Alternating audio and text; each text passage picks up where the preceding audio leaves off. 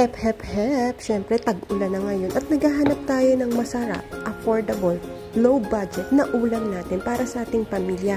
At eto nga yung naisip ko na ulam. Kahapon nga, tinapa ang aming ulam.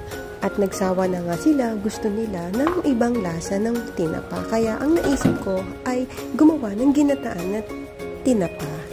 Kaya ano nga ba ang mga sangkap niyan? Siyempre may luya tayo, gata, sibuyas, bawang, at syempre salt and pepper to taste. Oh, hindi nyo kinaya yun. At syempre huwag nyo kalimutan yung sili, pampainit sa malamig na panahon. Oh, diba? So, yan na nga, naghihiwa na tayo ng bawang sa ating mga ingredients.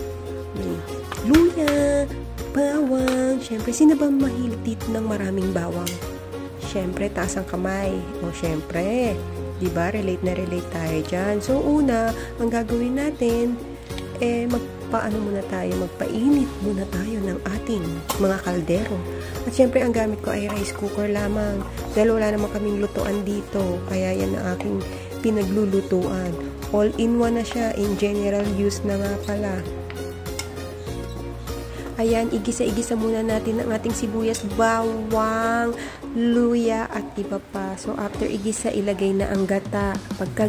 Pagkalagay ng gata, antayin makulo, ilagay naman ang ating siling pampainit sa malamig na panahon.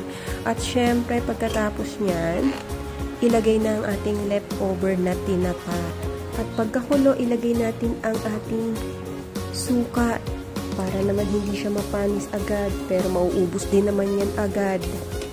Halu-haluin muna natin at pakuluin ulit. At after niyan, ilagay na natin ang pinaka-main dish natin ng ating leftover na tinapa. O, diba?